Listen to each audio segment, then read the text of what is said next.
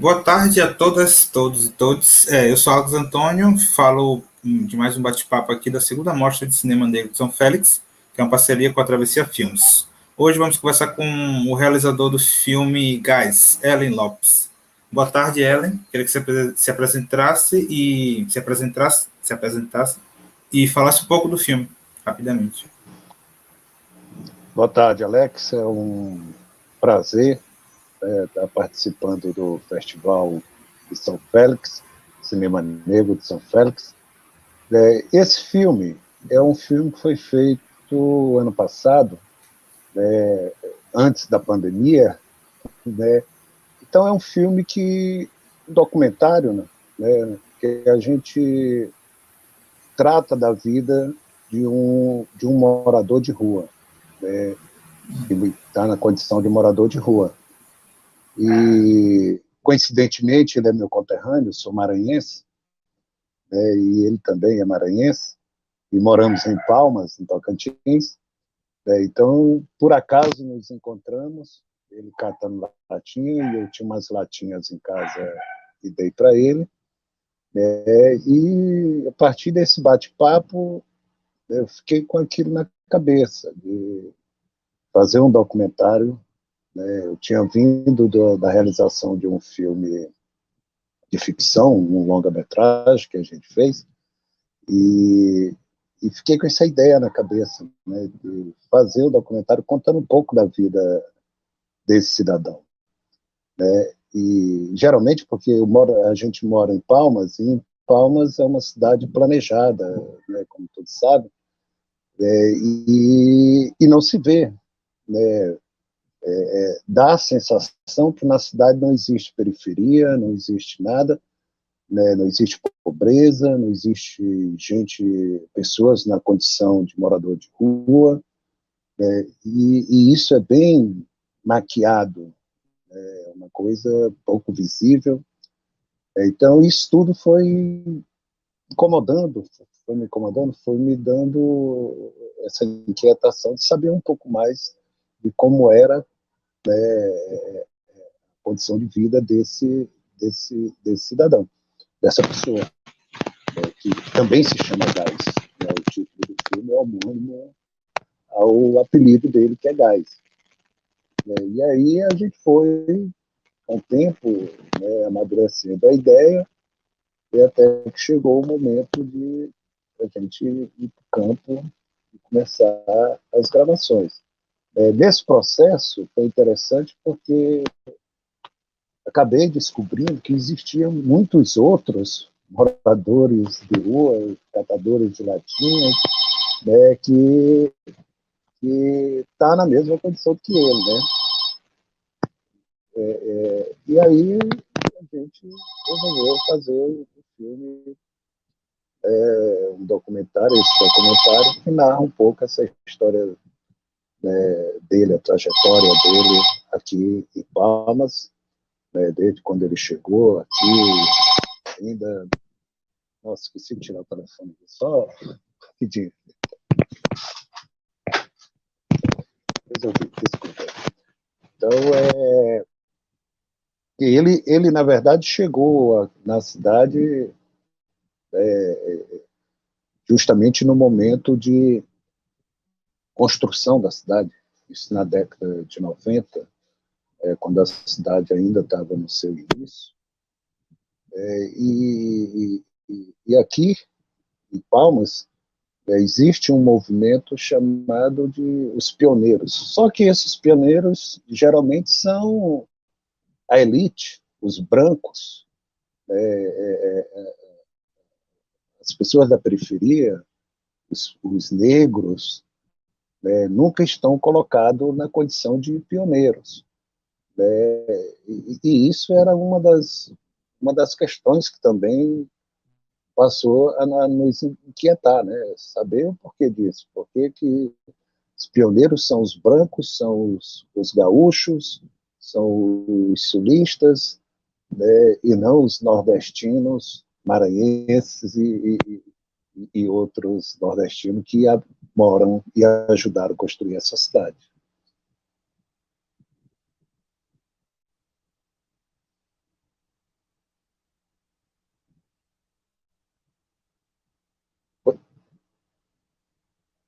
O microfone está desligado, Alex. Ah, massa. Você terminou de falar? Tá tudo bem. Sim, massa. Sim. Ele é um filme que, logo na primeira cartela, aparece aquela frase, uma frase muito interessante, né? Cada um procura seu roteiro, né, Ellen? E eu queria que você falasse mais um pouco sobre como foi o processo criativo, né? Desde a ideia do filme. Você falou, já contou que conheceu ele, e a partir daí você conheceu. Eu queria que você entrasse mais nesse detalhe de como foi esse processo criativo, junto com a equipe e tal, e como se deu esse filme. Olha, como vocês sabem, né, vocês também são do métier do cinema, né, e a gente faz cinema independente. Né, tem uma produtora, uma pequena produtora, e o Gás, na verdade, é o nosso sexto filme. E sempre foram filmes feitos sem recursos, ou a gente mesmo realiza um trabalho para pagar um filme que a gente está em mente, né? E o Gás foi interessante porque nós trabalhamos com uma equipe muito pequena, reduzidíssima, praticamente 2 caras, eu, né, e o rapaz Yuri, fazia o som direto, né, e eu tendo que fazer direção e câmera ao mesmo tempo, né, e aquela dificuldade, mas o desejo de fazer é muito maior, né? Bem daquela ideia do clichê de Glauber Rocha, é uma ideia na cabeça, uma câmera na mão e vamos lá ver o que vai acontecer. Então, foi um trabalho muito, muito legal de fazer, porque, ao mesmo tempo, a gente foi superando as dificuldades que foram aparecendo ao longo das filmagens. Geralmente a gente coloca as dificuldades de lado. Quando a gente sai para o campo para filmar, para realizar o filme já depois do roteiro pronto e tal, o que nos interessa é encontrar soluções para o que está aparecendo. A ideia é que o filme seja feito. Então, era um desafio porque a gente não tinha, como está lá no filme, a ideia era filmar o percurso que ele faz na cidade durante a noite, durante o dia, no momento da entrega dessas latinhas. Então, isso tudo foi sendo muito complicado porque a gente tinha que fazer o som direto, tinha que fazer a filmagem e alguém tinha que dirigir o carro, com 2 pessoas somente. E o Yuri, que estava fazendo o som direto, não dirige muito bem. Então, a gente teve ali, inclusive, de adaptar rapidamente ali uma forma dele dirigir, que não balançasse muito, que seguisse um pouco o ritmo da bike, do gás e tal. Né? E assim a gente foi. Um filme feito... Também a gente procurou não interferir muito, né, na lida dele, né, na rotina dele, não atrapalhar muito o serviço dele, que era catar as latinhas nos bares, e um filme feito praticamente na madrugada, né, já que ele saía para catar as latinhas à noite, nos bares, enfim, e durante o dia era o momento da entrega. Então a gente passava a madrugada todinha, amanhecia o dia, até 9 horas da manhã, de meia-noite até 9 horas da manhã, era o período de gravações. Sim. E essa frase, cada um faz o seu roteiro, é uma frase que ele disse, no momento que a gente conversando sobre como era a convivência com os outros catadores, já que no mesmo bar havia 2, 3, 4, e aí ele explicando para a gente que existe, né, uma ética, né, entre eles. Por exemplo, o catador que chega primeiro a um contender, né, o outro não vai lá catar junto com ele. Então, o que está dentro daquele contender é daquele catador que chegou primeiro. No bar é livre. No bar qualquer um pode chegar e não existe essa de quem chegou primeiro. Então isso é muito interessante. A gente começou a perceber como era a vida dele, no dia a dia, no cotidiano da cidade, as relações que ele estabelece com as pessoas em alguns pontos, em lugares que ele dorme, porque ele também não dorme em qualquer lugar, como ele diz, na condição de morador de rua, o sujeito está sujeito a qualquer coisa. Então, para dormir, você procura um lugar que seja seguro, onde passa gente, onde ele não está isolado, e nunca se sabe o que pode acontecer. E já aconteceu casos com outros, de ter a bike roubada, ter sido roubado, enfim. Massa. Você falou desse lance, né, da ética de respeitar, né? Levando essa questão, né, que é bem firme no campo do documentário. Como é que foi essa questão de ética de quem filma para quem é filmado? Como é que foi essa relação, assim, entre você e o seu José Francisco? Queria que você falasse um pouco isso. Olha, eu tenho por princípio, e por ética, de respeitar muito a pessoa com quem eu vou trabalhar, fazer um filme. Eu já vinha de outra experiência, de um outro documentário, com uma outra figura fantástica que existe aqui no Tocantins, e com o gás, essa relação foi sendo construída ao longo das filmagens. Que a gente, na verdade, até pelo próprio fato de localizá-lo facilmente, era muito complicado encontrar ele.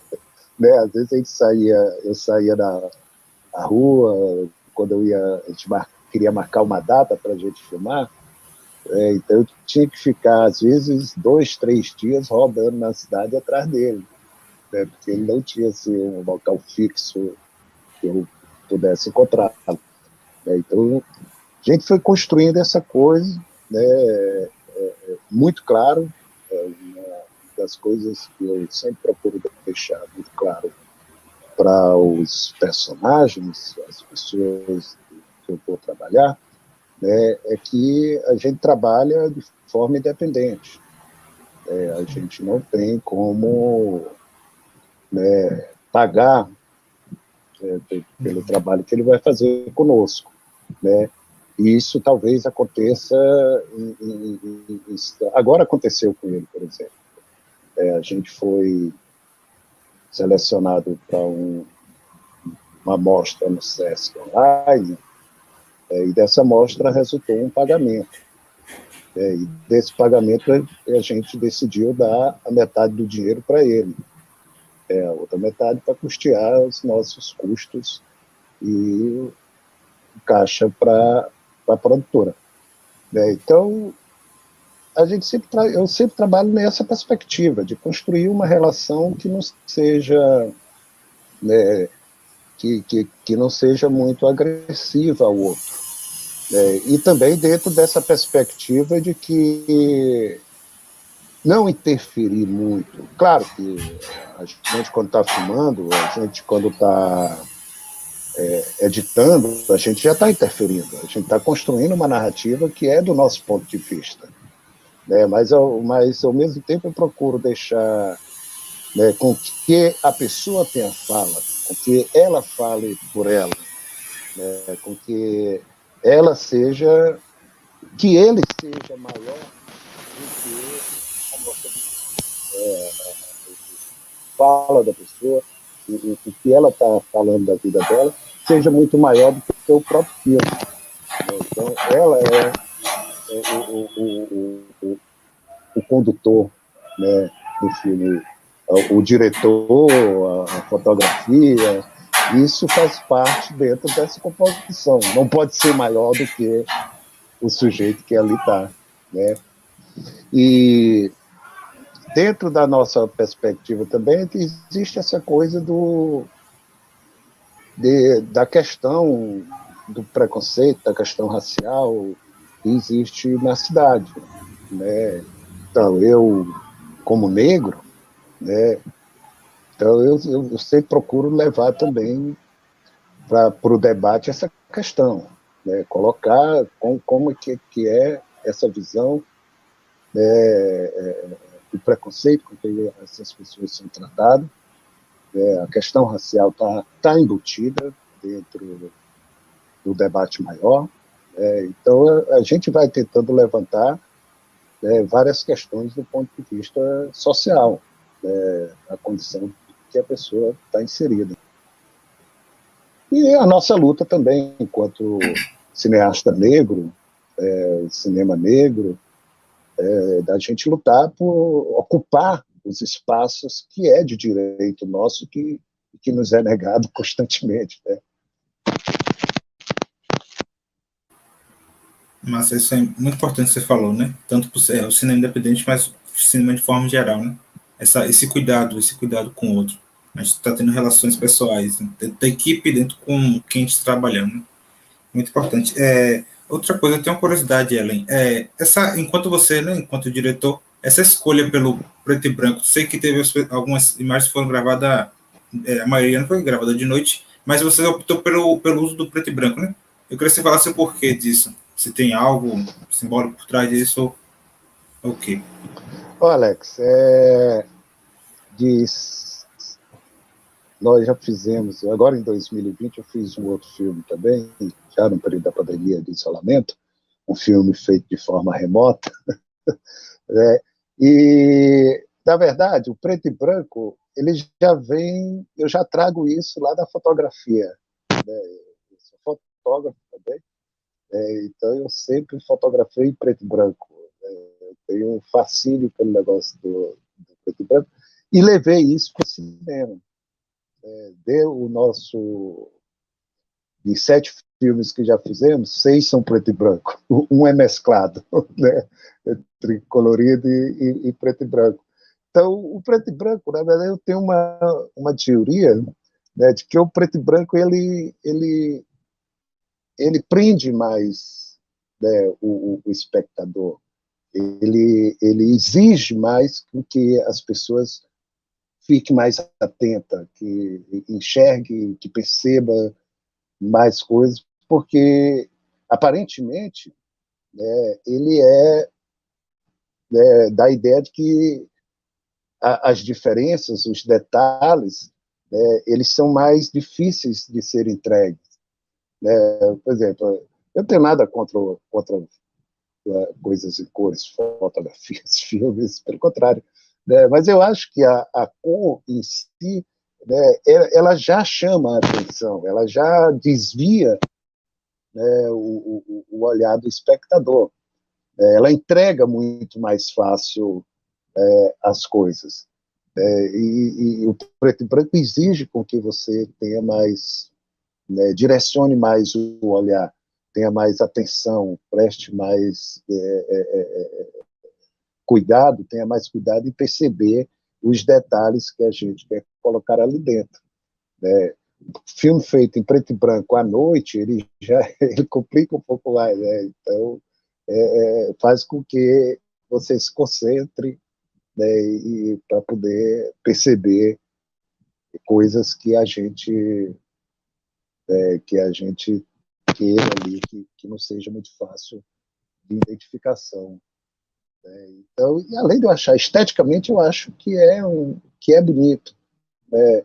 Assim, na época que eu fiz o Gás, né, eu vinha já do longa-metragem que a gente fez, todo em preto e branco, né, e nesse período eu assisti muito filmes em preto e branco, os clássicos, principalmente. Nós tivemos aqui em Palmas, no Sesc, uma semana de Bergman. Então, eu assisti praticamente todos os filmes de Bergman preto e branco. Isso foi influenciando cada vez mais. Mas essa estética já vem da fotografia, né?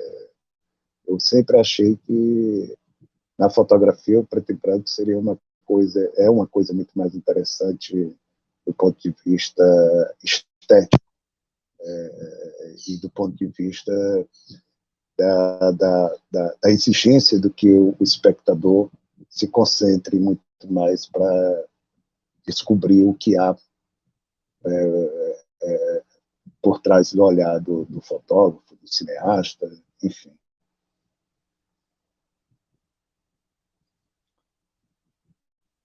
Massa, massa. Obrigado, Ellen.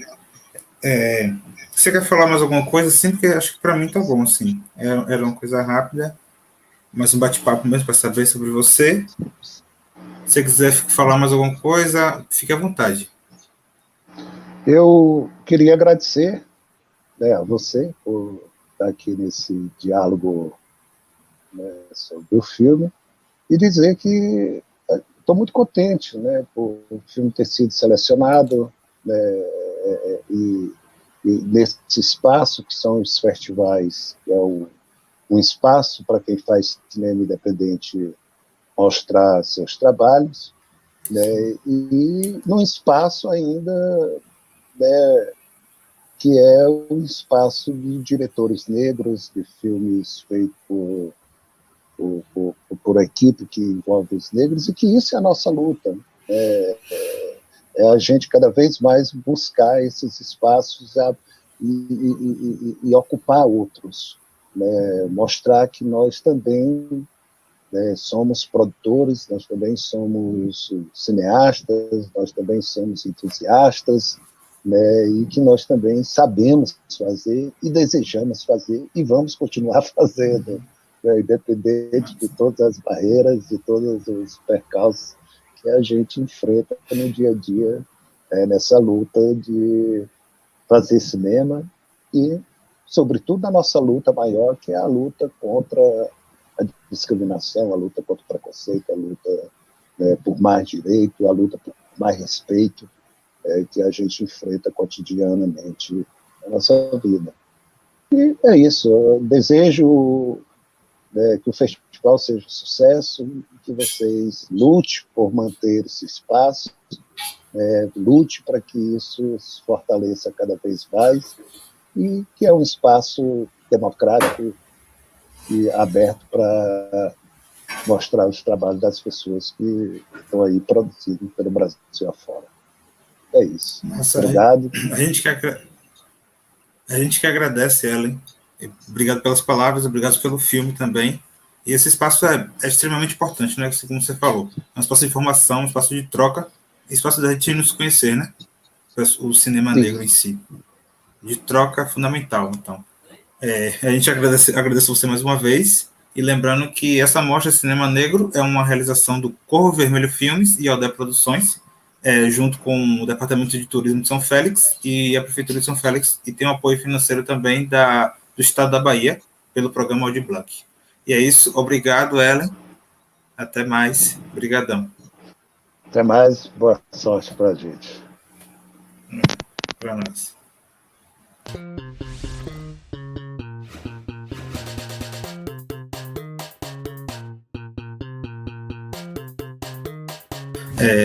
Boa tarde a todas, todos e todos. Vamos para mais um bate-papo da segunda Mostra de Cinema Negro de São Félix, que é uma parceria com a Travessia Filmes, e agora vamos conversar com o realizador do filme Ilhas de Calor, Ulisses Arthur. Ulisses, boa tarde, prazer em tê-lo aqui.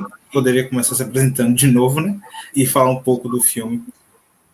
Boa tarde, Alex. É um prazer conversar contigo e é um prazer estar na segunda mostra de cinema negro de São Félix. Eu tive na primeira com o Corpo Style Dance Machine, que o Tical representou super bem o filme lá na obra. E é muito feliz porque São Félix foi a primeira. Eu comecei a minha graduação na UFRB morando em São Félix, né? Foi a minha primeira casa, lá bem no Porto. Então, enfim, estou muito feliz e vida longa ao festival e parabéns a todo mundo que está tocando ele. Bom, meu nome é Ulisses Arthur, eu sou formado em cinema pela UFRB, em Cachoeira, e Ilhas de Calor é o meu terceiro curta-metragem. É um filme que fala um pouco sobre um despertar tanto afetivo quanto íntimo e pessoal, né? Vou dizer assim, é uma autodescoberta de si, redundou, mas é uma descoberta de si dentro do espaço da escola, né? Que nem sempre é um espaço fácil, que é um espaço muito vigiado, que tem muitas regras, que tem regras da própria instituição, que tem regras entre os próprios estudantes, que tem a expectativa do outro sempre, né? Esse espaço que as salas de aula são muito coletivas, então às vezes é difícil se encaixar nesse espaço coletivo. E o Williams vem um pouco desse desejo de contar uma história de uma pessoa se reconhecendo nesse espaço e trazer todas essas ambiências, né? Desde o despertar amoroso até a tomada de consciência dela com o próprio texto que ela escreve, até a relação com o grupo, né? As relações de gênero que estão instituídas. Então, o Ilhas de Calor vem para trazer essas cenas cotidianas do espaço escolar através do ponto de vista de um protagonista LGBTQIA+, né? Então, a princípio é isso. Massa, Ilha de Calor, ele tá de forma bem sutil assim, né? Ele trabalha, não sei como é que você considera, mas eu acho que ele flui muito bem dentro dos gêneros, né? Os gêneros dentro, filme, ficção, ele vai muito assim, vai e volta entre um gênero e outro. E eu queria que você falasse um pouco sobre como é que foi o processo criativo do filme, assim, da escrita de roteiro, da pré-produção até a gravação dele e o resultado hoje, né? Falasse um pouco. Sim. É muito interessante você falar essa questão do gênero, né? Que de fato, assim, ele desliza em algumas, vou dizer assim, o gráfico narrativo dele, ele oscila de fato de muitos gêneros, né? Tem momentos de muita tensão, e tem momentos que eu acho que são cômicos, e tem momentos de mais dramáticos, e tem momentos mais agressivos, e tem momentos de maior leveza e ludicidade de jogo. Então, de fato, isso é uma coisa que me interessa muito. Tem ficado muito forte, né, nos meus processos, assim, eu falo até nos que virão daqui para os roteiros que estou escrevendo, tem, de fato, essa coisa de um passeio por uma variedade de gêneros, mas eu vou, assim, ampliar, tem mais o desejo de um passeio por uma variedade de emoções mesmo, né? Para que em um filme a gente consiga ter muitas emoções. E o Williams, ele se comunica muito bem com muitas plateias distintas, né? Assim, eu acho que a gente se comunicou muito legal com o público de festivais, mas a gente também se comunica bem com o público de escola pública. Então, eu acho que isso vem também por essa grande palheta emocional de coisas que ele vai oferecendo a você. O roteiro, ele surge inspirado nesse poema, né? O poema que o personagem Fabrício o poema que abre o filme e fecha o filme, é um poema que eu escrevi na escola, escrevi na minha 7ª série, e me marcou muito ter escrito esse poema.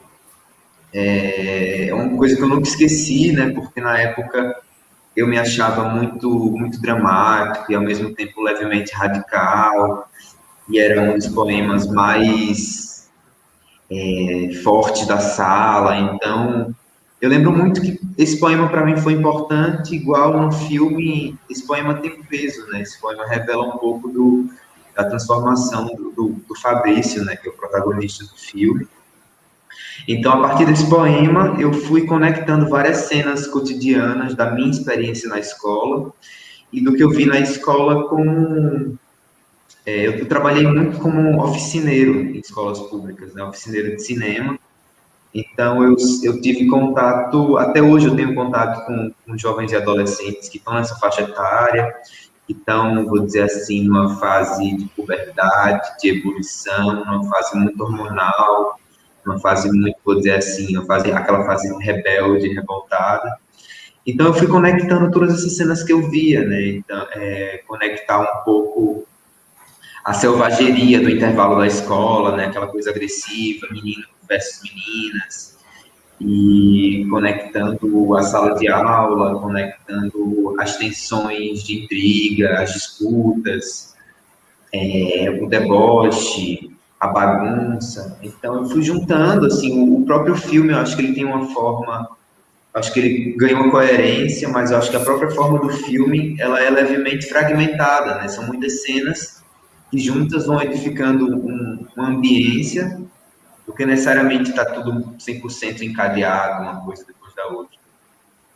Então, eu juntei todas essas cenas e a gente conseguiu gravamos em 2018, numa escola pública de Viçosa, que é a minha cidade natal, e por sinal, conectando com Cachoeira e São Félix, é a escola, aquela escola do filme é a escola que eu fiz o Enem, e é uma escola que eu gosto muito, assim, sabe? É uma escola que eu acho muito, eu adoro aquelas árvores no pátio, adoro o entorno dela também, apesar de ser muito triste, né? Aquela quadra abandonada, a escola tem umas estruturas que estavam abandonadas, mas que após o filme elas passaram por reformas, elas são bem diferentes agora.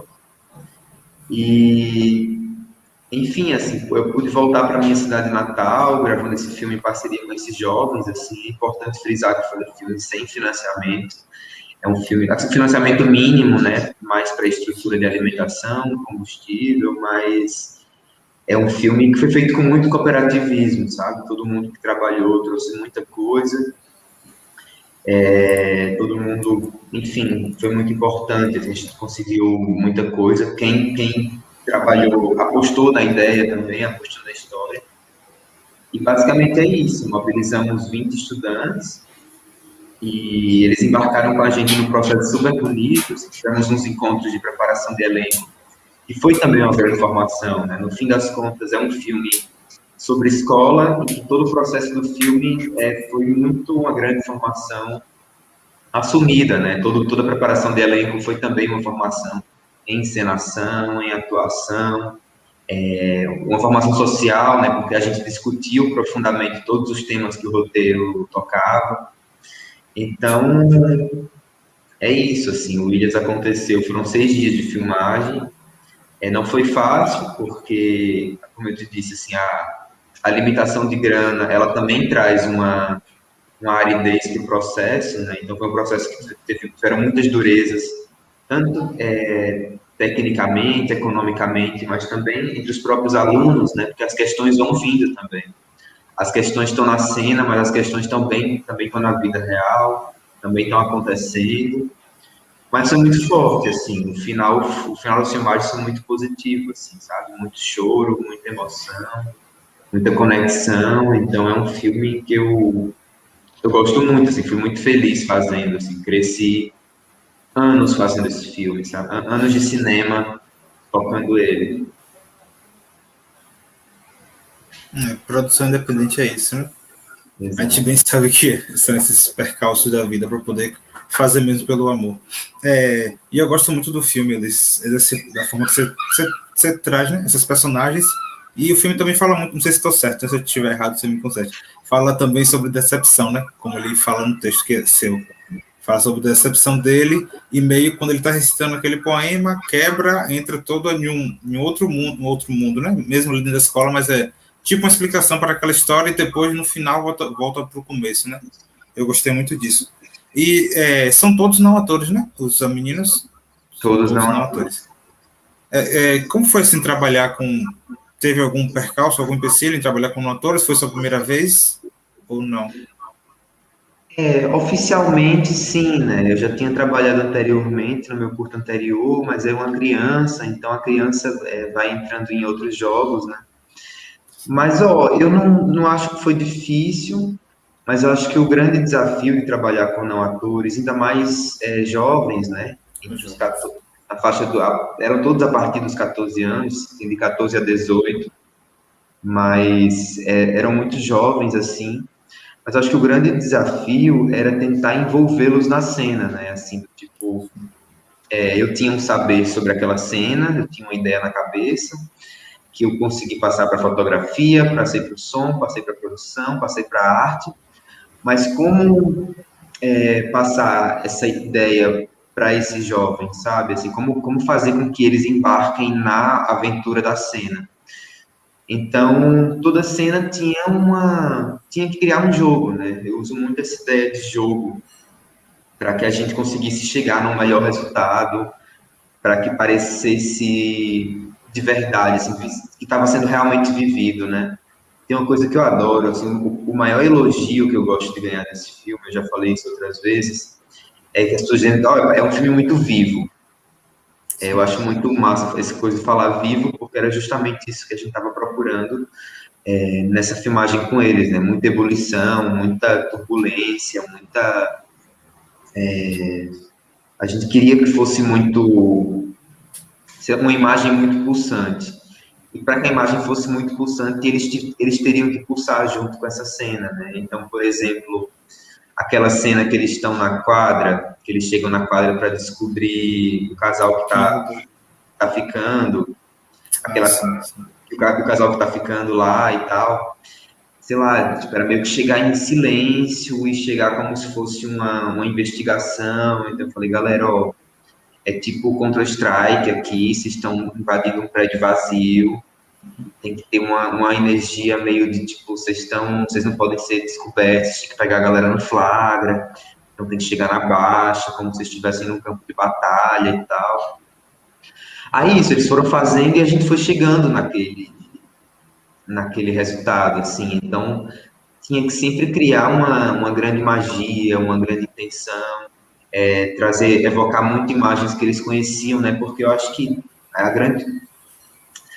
o grande truque é assim, eles tinham que ser eles mesmos, sabe? Assim, eles não tinham que fazer nada diferente do que eles já fazem no dia a dia, mas só ter mais consciência disso para a cena, né? E aos poucos era muito bonito, assim, como eles iam se apoderando desse processo, tomando consciência da câmera, da continuidade, do take 1, take 2, take 3, e tentando repetir a cena igual, mas aperfeiçoando a cena. Então era muito bonito essa tomada de consciência, sabe? No terceiro dia já era muito forte, assim, a presença, sabe? Entender que a câmera tá ali, que eu devo virar desse jeito, que não devo ficar de costas, e que a minha imagem ela vai ser melhor para a fotografia, ocupando esse lugar. Então começou, de fato, a ter uma construção de um conhecimento, sabe? Eles foram realmente conhecendo o processo, cada etapa. Não, seu objetivo foi esse, né? Criar um filme vivo, vocês conseguiram mesmo, porque as imagens são bem, assim, lembra muito tempo escolar, né? São muitas adrenalinas. E uma coisa que eu queria saber de você, Alice, a decisão, sim, você enquanto diretor, né? A decisão por aquelas performances, né? Que tem, acho que são 2 ou mais, e também pela a questão do rapper, né? Tem aquela contação de rapper e as performances que tem, tanto no início quanto no final. Eu queria que você falasse um pouco sobre essas performances. Olha, você falou uma coisa que eu acho que pode me ajudar muito a responder essa pergunta, que é o tempo escolar, né? A escola são 500 informações por minuto, né? 500 coisas acontecendo em turmas, e cada turma com uma aula, e dentro de cada aula, 1000 coisas acontecendo. E, enfim, né, dentro da própria sala de aula acontecem muitas ações, então é tudo muito multifocal na escola. E, de fato, assim, é isso. Eu acho que o filme também tenta acompanhar essa forma excessiva da escola, né? Muita coisa, assim. No próprio processo de pesquisa de elenco na escola, né? Porque antes de eu fechar com esse elenco, eu passei por muitas turmas e fui apresentado como um monitor. Ele é monitor e está aqui para acompanhar. Então, acompanhei alguns professores. E, de fato, tinha salas de aula que eu ficava com dor de cabeça ou completamente confuso, que eram 30 narrativas ao mesmo tempo acontecendo na aula, sabe? Era bilhete sendo trocado, eram coisas, era uma intriguinha, era um casal no fundo da sala, então isso me interessa bastante, essa coisa multifocal, né? Tem muita coisa acontecendo numa sala de aula ao mesmo tempo.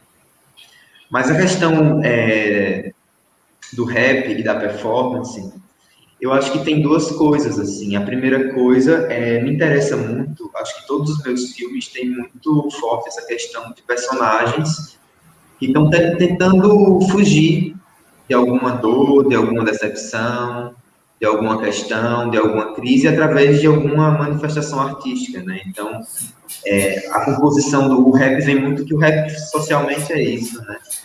E aquele rap das meninas vem muito nessa ideia mesmo, assim, elas se apoderando da palavra para falar de questões delas, né, para movimentar os meninos. Então, vem por aí. Mas também o rap, eu queria muito que ele conectasse com o poema, né? O poema do começo e do fim. O rap também é um poema, né? O rap também é a palavra. O rap tem tudo a ver com a escola, né? Que é você pegar a palavra que você tá ali no cotidiano, a palavra que estão nos livros e dar uma outra camada para ela, que ao mesmo tempo é artística, que ao mesmo tempo é política. Então, assim, eu acho que o rap está muito em sintonia com o resto do filme, né? Que é essa ideia da poesia, de externalizar uma questão, de botar para fora e de retomar a palavra. Em relação ao clipe, o clipe que, vou dizer, é a grande quebra, né? Tipo, é uma saída imaginária do filme, né? Vou dizer assim, um parêntese dentro do filme. De fato, assim, acho que é muito da asas da imaginação também, né? A poesia ali ganha uma visualidade, né? Que é uma visualidade que, de fato, a ideia era brincar justamente com essa cultura pop, que esses estudantes, de fato, consomem muito. E, enfim, assim, poder ter acesso ao que existe dentro do interior do Fabrício, né? Ao que brilha dentro dele. Então, esse clipe vem muito para a gente reposicionar o que a gente sabe sobre esse personagem e colocá-lo num lugar especial, né? Porque ele se vê como uma estrela, né? Ele se vê brilhando. Então, esse segundo clipe que a gente, de fato, materializa o que esse personagem sente ou imagina, vem muito para reposicionar ele e o lugar de respeito dele frente a esse público, né? O lugar que ele se imagina e que ele se pensa. Isso é massa, esse lance do que você falou, né, da performance, também tá, a gente vê muito em Corpo Style Dance Machine. Tikal por si só já é uma performance, também seja atrás de lá e também consegue fazer isso muito bem em Ilhas de Calor. Exato. E você traz Fabrício, né, como personagem central, mas você também consegue trazer outras narrativas para além de Fabrício, né? Que são as outras pessoas que estão ali junto com ele, as outras meninas que estão ali nas performances. Isso é muito massa. Só uma questão assim, bem básica. Foi quanto tempo assim, desde do roteiro, pré-produção, produção, você levou para poder estar prontinho? Ele ficou pronto em junho de 2019, ele estreou em setembro de 2019. Eu comecei a escrever em 2016. Quando eu estava filmando o meu primeiro curta, As Melhores Noites de Veroni, já existia um tratamento do Ilha, sabe? Só que é isso, né? Assim, eu vou tocando os processos de roteiro de maneira são bem lentas, né? Assim, dois roteiros ao mesmo tempo, um ganha mais corpo e o outro não. Mas, 2016 a 2019. Mas com mil coisas na frente, né? Fiz um TCC, fiz As Melhores Noites de Veroni, fiz o Corpo Style. Mas é isso. Quantos anos dá? 16, 16. 4 anos, mais ou menos. 4 anos, sim. Mas nessa perspectiva, sabe? Assim, nunca me dediquei exclusivamente para ele, porque sempre tinha muita coisa para fazer, né? Se formar, por exemplo. Mas foi isso, assim, pegando quando dava, e até o momento que, de fato, ele ganhou corpo, assim. E, assim, você começou lá em 2016 e, tipo, na primeira ideia, no primeiro tratamento dele, o que mudou alguma coisa para o que se resultou? Você chegou a um objetivo que você pensava, assim, quando você idealizava ele primeiramente?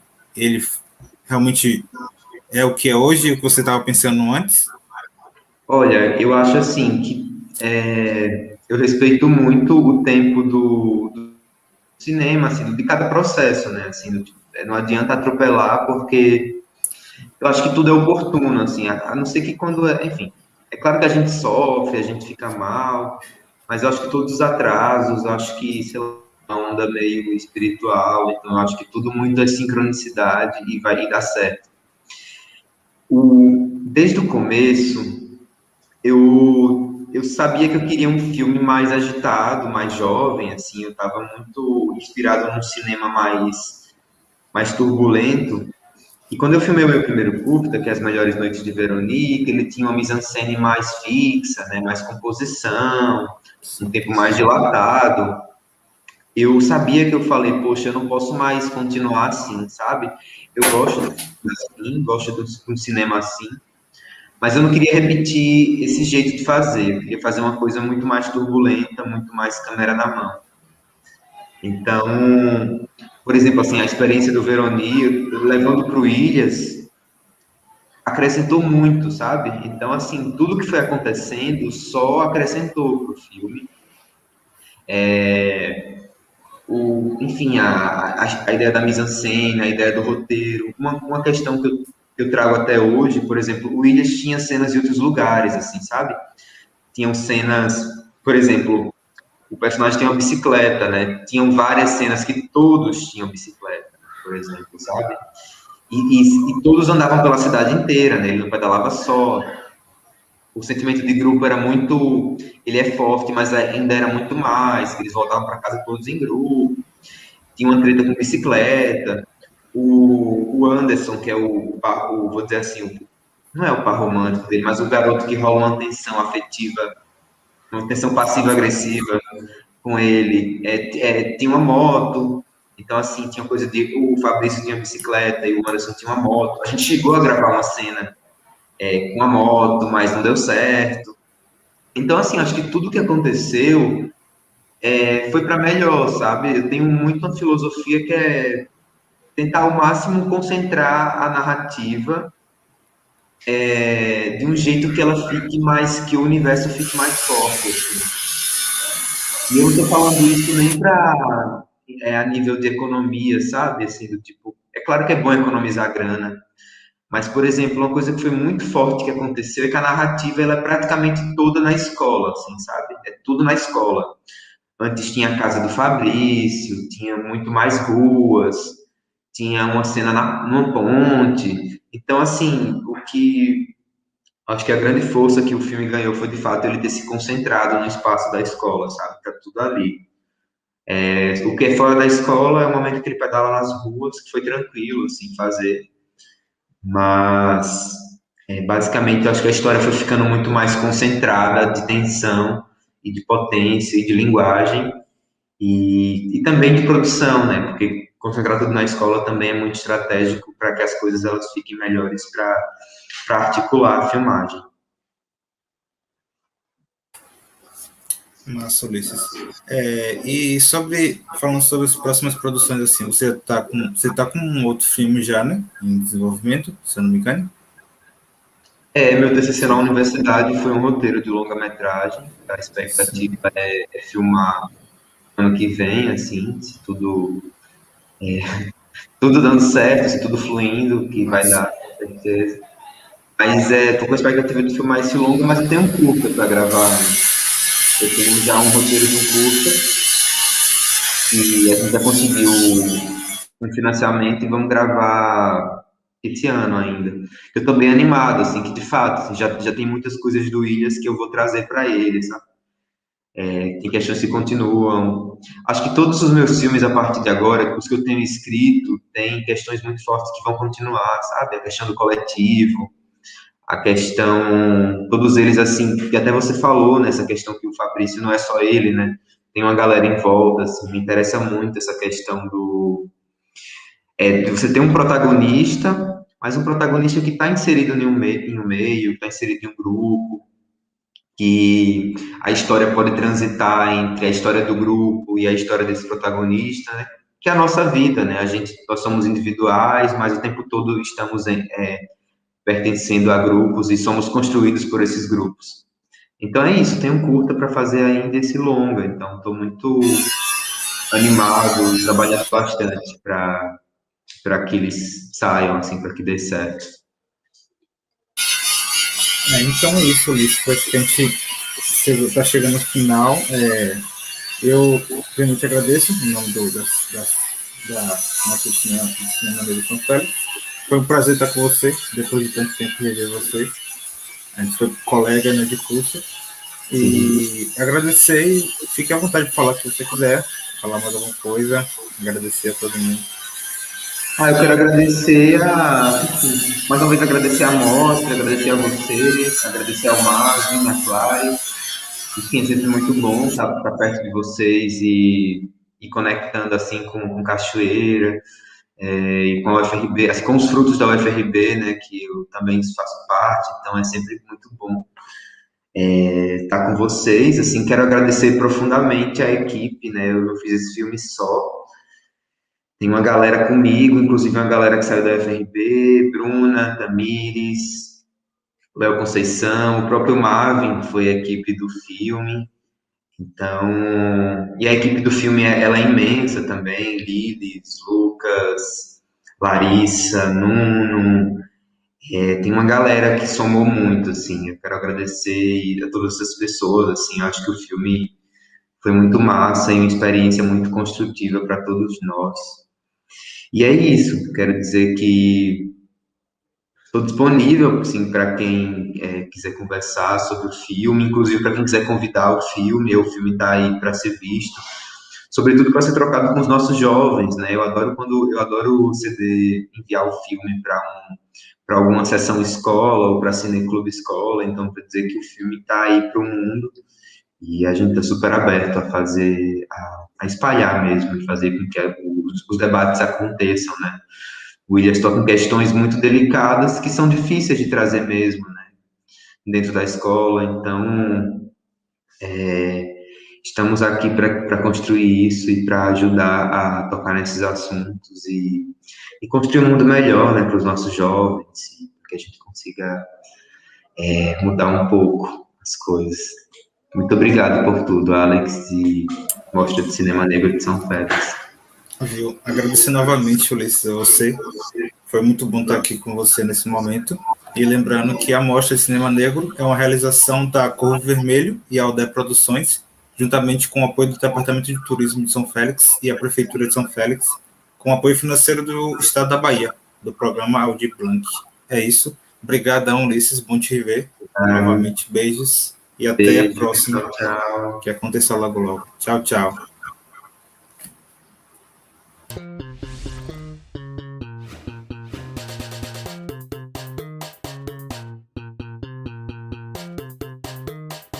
Boa noite a todas, todos e todos. A gente vai para o último encontro, o último bate-papo da segunda Mostra de Cinema Negro de São Félix. Eu sou Alex Antônio e hoje a gente vai conversar com o realizador do filme Por Trás das Tintas, Alec Lean. Boa noite, Alec. Você se apresenta, por favor, e fala um pouco do que é o filme. Ok, boa noite. Boa noite, Alex. Boa noite a todos.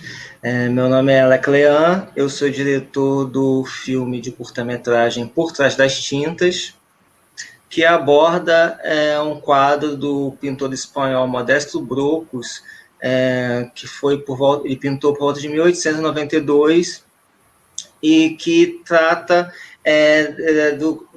segundo ele, do cotidiano do roçado da época, né? E aí a gente, em cima dessa pintura do quadro do Modesto Brocos, a gente faz uma crítica social e dá voz à mulher que está retratada ao fundo daquele quadro. Uhum. Massa. O filme, né, Por Trás das Tintas, ele traz eu gosto muito dele, sim, particularmente.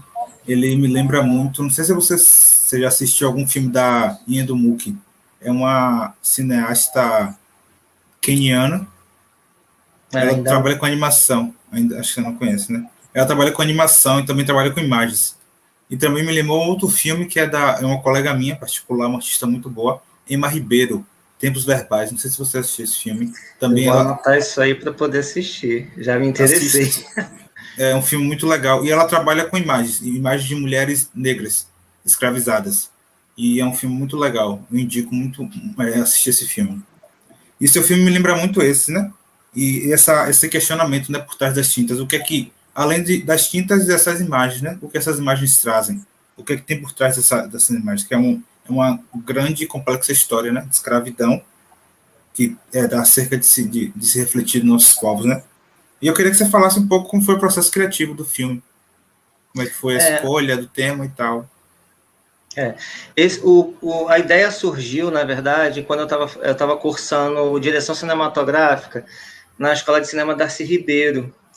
E o meu professor, na época, era o professor Luiz Carlos Lacerda, e ele levou a gente no Museu de Belas Artes para a gente buscar inspiração, para a gente se inspirar, né, nos quadros que estavam lá. E esse quadro do Modesto Brooks, ele me chamou muita atenção na época, e eu fiquei... E assim, quando eu me deparei com o quadro, eu achei o quadro, no primeiro momento, o quadro é belíssimo. O quadro é lindo, plasticamente. Só que nós, negros, a gente consegue ter uma visão além do que está por trás das tintas. O que está por trás daquela beleza toda que ele quis passar, no contexto dele, segundo eu pesquisei, ele estava tentando retratar na imagem do cotidiano do roçado. Mas a gente sabe que naquela época não era isso que acontecia, né? Era a escravidão. Então, ali ele tentou passar uma imagem meio eurocêntrica que as pessoas viviam. Quando eu vi aquele quadro, eu pensei assim, poxa, o que aquelas pessoas que estão pintadas ali, o que cada personagem daquele que ele pintou, que na verdade ele via uma cena, né, e ele retratava aquela cena, ele pintava aquela cena que ele estava vendo, só que com o olhar dele, o olhar eurocêntrico dele, amenizando as coisas. Então eu fiquei pensando assim, o que está por trás dessa beleza toda? O que essa personagem que está lá no fundo do quadro, eu tentei me colocar no lugar dela, o que está se passando na cabeça dela? O que ela estaria pensando naquele momento? Qual é a verdadeira história daquela mulher que está simplesmente ali se passando por uma mulher do campo, uma mulher que está socando mandioca, enfim. E aí eu resolvi filmar esse quadro. Eu fiz ele todo com celular. E aí eu quis fazer tipo 360, né? Eu começo da janela e eu vou circulando todo o quadro até completar a volta 360. E no decorrer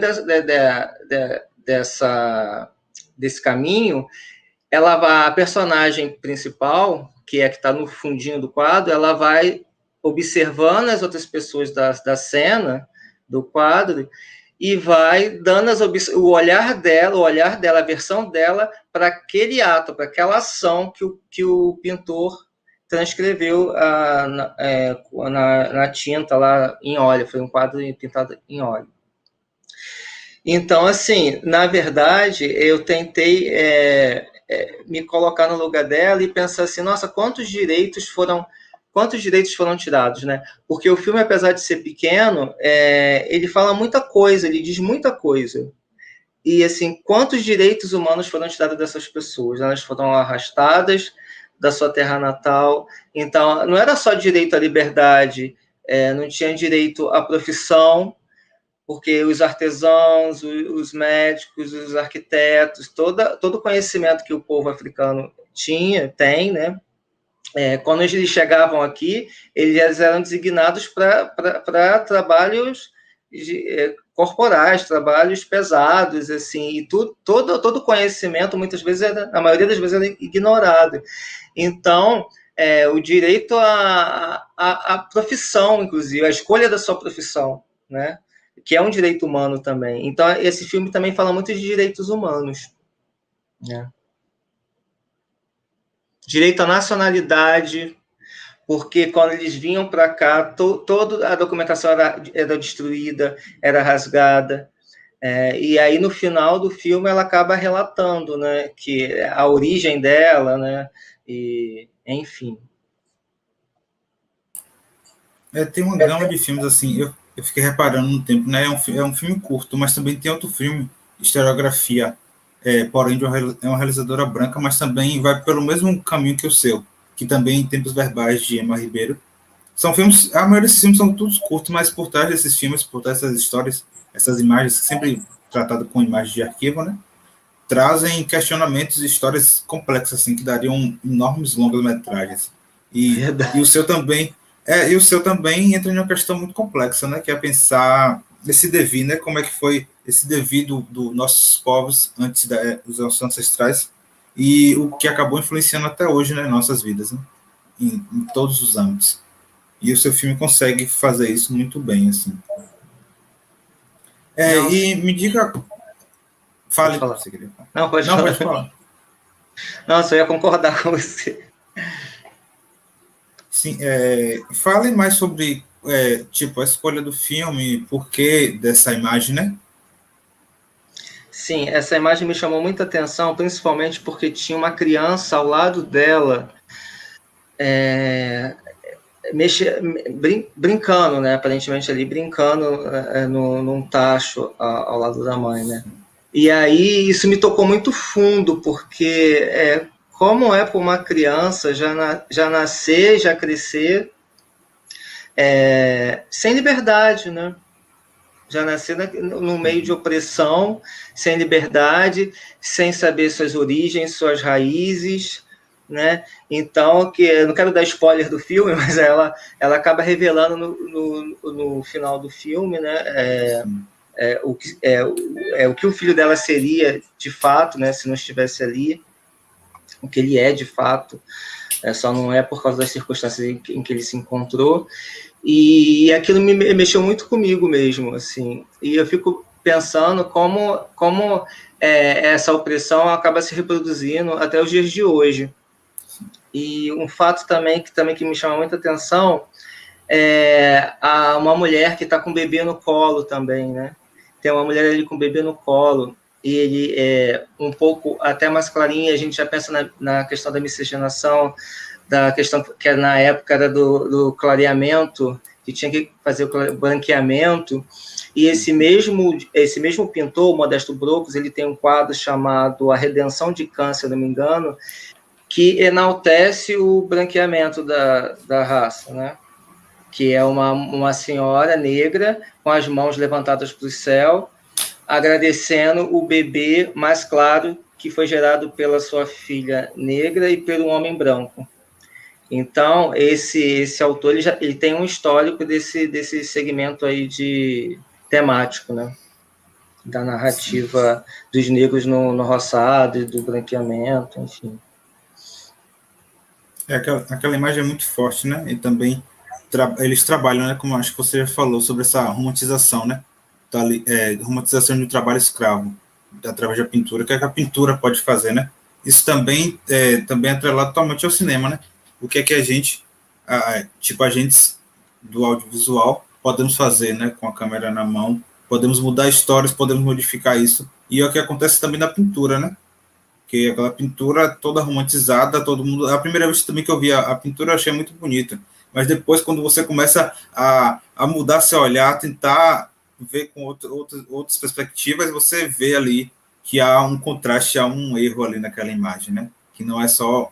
Por trás das tintas há muita coisa, não só o glamour e muita coisa. Muita coisa. E é o que você falou, assim, cabe a gente desconstruir isso, né? Uhum. E repassar, e multiplicar, e para as pessoas...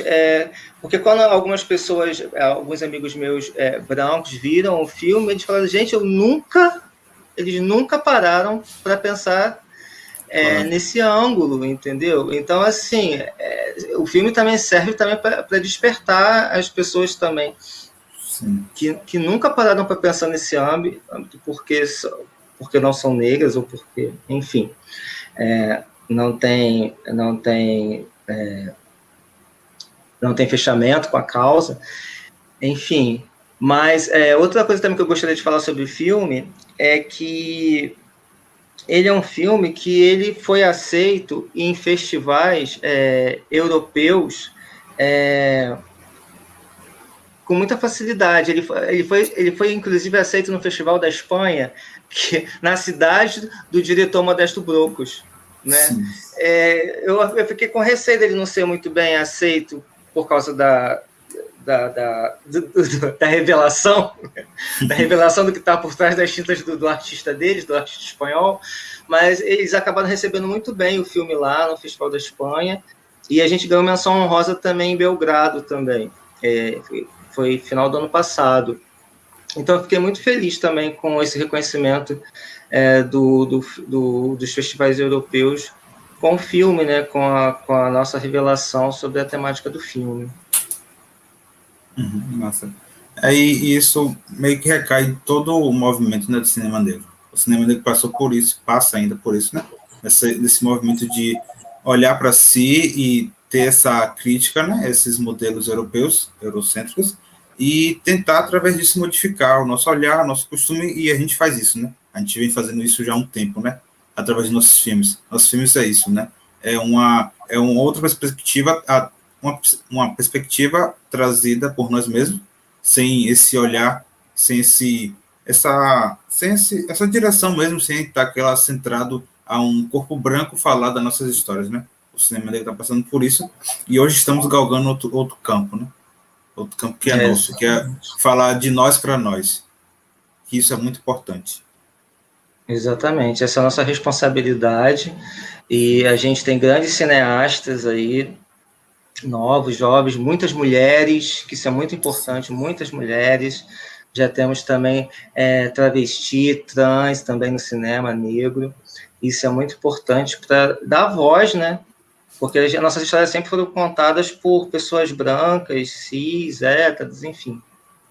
E agora chegou a nossa vez. E a gente está vindo com força total.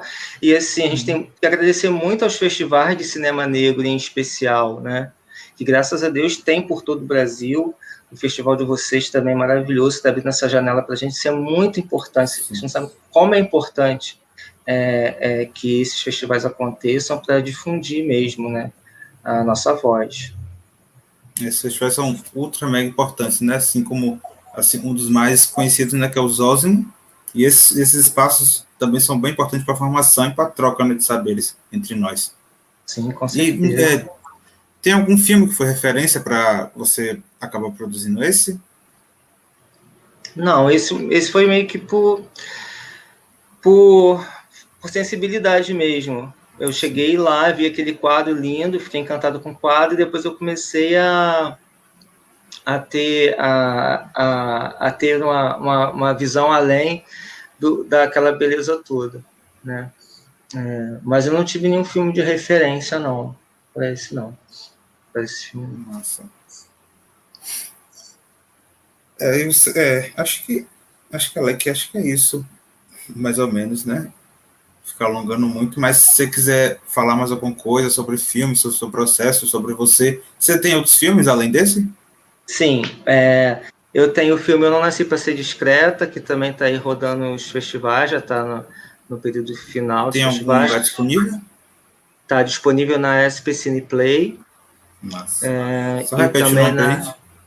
Eu Não Nasci para Ser Discreta, que fala sobre 4 jovens afeminados que relatam como é difícil viver numa sociedade machista.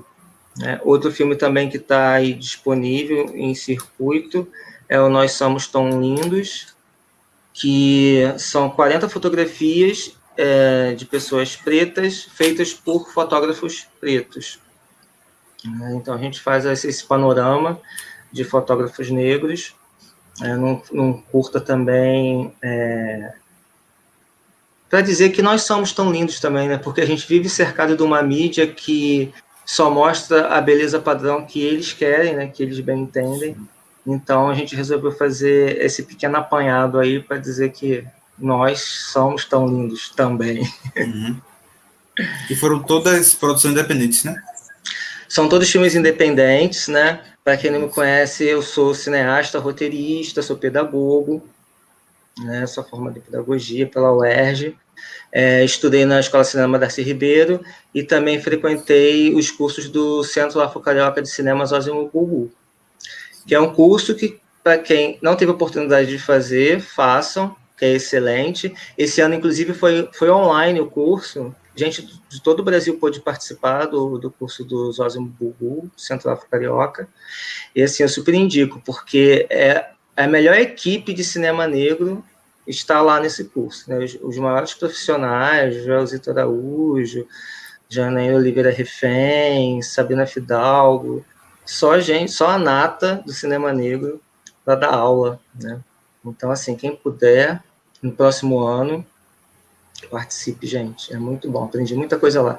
Inclusive, meu primeiro contato com o set de filmagem foi lá. Um set de filmagem de verdade, sabe? Com os melhores profissionais. E, assim, foi incrível. Super indico. Massa, então.